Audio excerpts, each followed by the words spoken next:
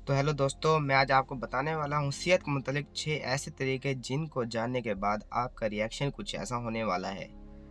तो चलिए शुरू करते हैं। नंबर 1 पर हम अपने कद को कैसे बड़ा कर सकते हैं। क्या आप दोस्तों के सामने ऐसे लगते हैं और क्या आप लोग ऐसा दिखना चाहते हैं? तो इसके लिए आप 3 खजूरें लें और उसे 1 गिलास दूध में पकाएं, फिर ग्राइंड करके सुबह सुबह पी लें रोज़ाना। नंबर 2 पर हमारे पास आता है बादाम। जिस्म से मुज़र कोलेस्ट्रॉल यानी LDL घटाता है।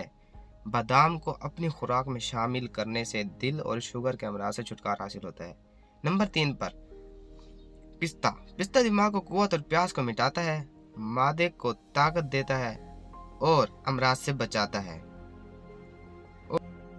नंबर 4 पर हम बात करेंगे अमरूद के बारे में। अगर आपको कोई टेंशन है तो अमरूद खाएं, इससे दिल को राहत और सुकून मिलता है।